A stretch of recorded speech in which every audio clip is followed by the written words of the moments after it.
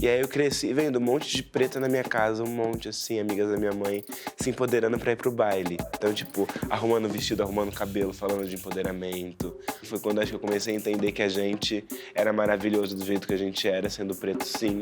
Acho que quando a gente começa a se ver mais, a gente começa a fincar mais o nosso espaço nesse lugar que a gente foi apagado.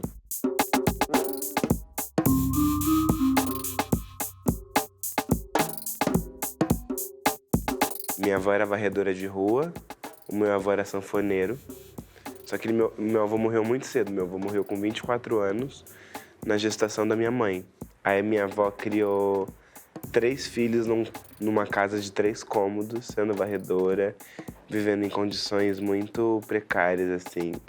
A minha estrutura mais próxima é minha mãe, eu e meu irmão. E minha mãe também criou eu e meu irmão sozinha, sem ajuda de pai. Meu pai sempre muito ausente. E minha mãe é muito especial pra mim porque quando eu comecei a transicionar, quando eu comecei a descobrir o que eu era fora do berço ali de Araraquara, que foi quando eu vim para Santo André 3 anos atrás, eu comecei a entender o que em mim me motivava a ser quem eu era e o que mais me inspirava. E a ideia principal era essa foi sempre minha mãe, assim, em questão de luta, em questão de como ela tratou a gente, em questão de como ela deu toda a base que ela podia dar pra gente, de eu não ter vergonha de ser quem eu era. Não olhe pra baixo, não olhe pra baixo. Tipo, ela sempre dizia, levanta a cabeça e vai pra cima, sabe? Sou grata todos os dias por tudo que ela fez por mim, pelo meu irmão, e tudo que ela faz por ela também, por ser uma mulher jovem. E eu vejo ela, tipo, maravilhosa todo final de semana no samba, com seu bom salto, dançando seu bom samba rock, sempre muito bonita, sempre muito maravilhosa. E isso é uma coisa que me inspira muito, sabe? Porque, tipo, o que os caras fizeram com ela, o que meu pai fez, o que o pai do meu irmão fez com que a autoestima dela ficasse fragilizada. Hoje ela consegue, tipo, achar essa maravilhosidade toda dentro dela, sabe? Ela consegue entender que ela é o ponto de partida e o ponto de chegada dela mesma. Eu tenho vontade de constituir família. Porque, tipo, às vezes a gente entra numa questão da desconstrução que parece que isso não precisa mais ter. Tipo, você tá querendo ter família, você tá querendo se apaixonar. Tipo, eu quero. Eu quero ter uma família, eu quero ter um cachorro. Eu quero ter uma casa com planta. Quero experimentar essa vida, quero vivenciar isso. Pode ser que não seja a minha vibe, mas eu acho que eu tenho um espírito disso, sabe? Tenho um espírito familiar, um espírito de colo, aqui, tipo, todo mundo perto. Receber o povo na minha casa pra fazer janta. Sou essa pessoa, eu adoro. Afronta, então. Afronta. É agora, é agora, é agora. Afronta, então. Nosso encontro, processo de cura. Descolonize o pensamento. Como Araraquara tem muito preto e Araraquara tem o Baile do Carmo, foi onde eu cresci, assim, tipo, o Baile do Carmo é um baile de resistência preta que já tem há 130 anos, se eu não me engano. Desde a geração do meu avô já acontecia o quão importante era que a gente, enquanto criança, frequentasse esse baile junto com elas para entender, quando crescesse, o que era ser preto em Araraquara, o que eles passaram para que esse baile acontecesse. Representatividade, porque tinha desfile do povo preto, então o povo preto sempre desfilando. E aí, tipo, eu lembro de criança, acho que a primeira vez que eu vi eu tinha 6, e uma prima ia participar também desse desfile. E eu falei, gente, olha, minha prima pode desfilar, e ela é pretinha que nem eu. Foi onde eu comecei a entender um pouco do que era representatividade, o que era ser uma criança preta, o que era ter uma família toda preta, o que era frequentar um baile desse desde criança. Quando as pessoas me perguntam sobre empoderamento, sobre como aconteceu o meu processo estético mesmo de me entender enquanto indivíduo, que o baile é extremamente importante na minha trajetória. É tudo que me formou, assim. Quando eu não via preto na TV, que não tinha, ou em qualquer outro meio de mídia, eu via no baile, que já era tipo uma coisa gigantesca pra mim. Você tem flores na cabeça e pétalas no coração. Tem raízes nos olhos, excitação acalanta o meu coração. Eu comecei, na verdade, nas artes, eu tinha 14. que eu comecei a sapatear em Araraquara. Então, eu sapateei por muito tempo.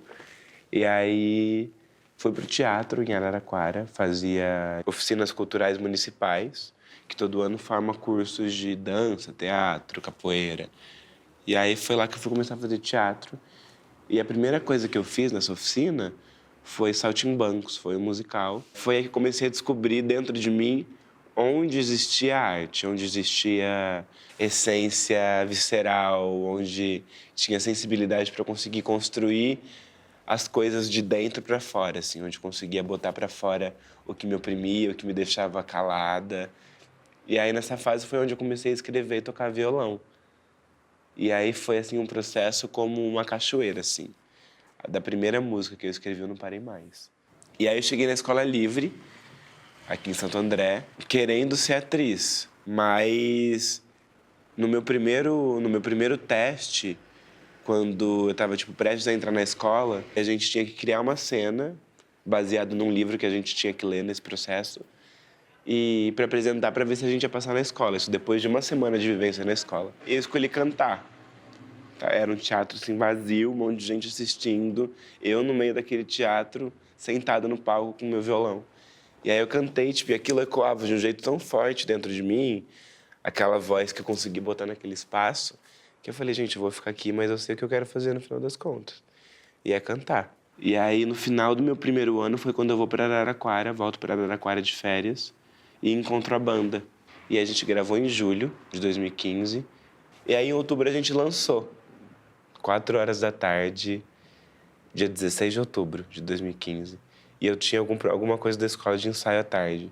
E, de repente, meu telefone não parava de tocar. Eu falei, gente, o que aconteceu? Alguma coisa da minha família. E aí não era. Eram os vídeos que tinham viralizado. Em um dia, estavam com quase 5.000 compartilhamentos.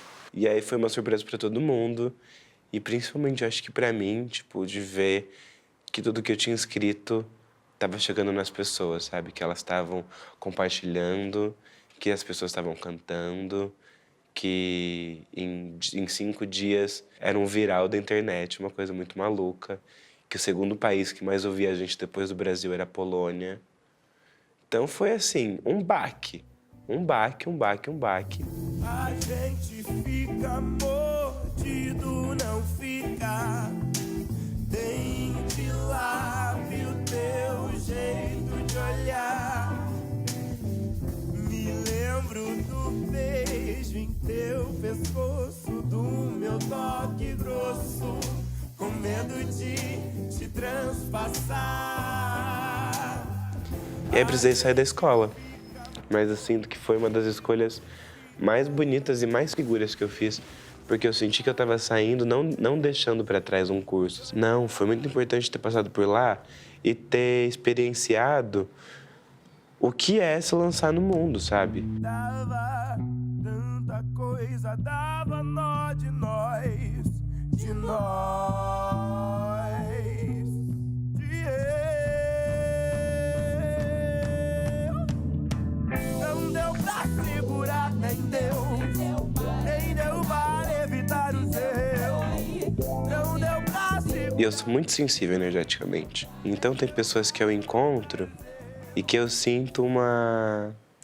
putz, a gente já se conhece de outras vidas, de outros lugares. A gente só tá aqui hoje porque teve que acontecer esse encontro. Quando você tem essa ideia de fazer um doc desse com tanta gente, é abrir portal, é criar rede, é a gente se apoiar, é a gente ter história dentro da gente, sabe? Ainda mais história, contribuir com toda a nossa luta, contribuir com toda a nossa existência, afirmar o nosso lugar e o nosso espaço. Eu acho que no nosso caso é só a ancestralidade fazendo ponto ali, sabe?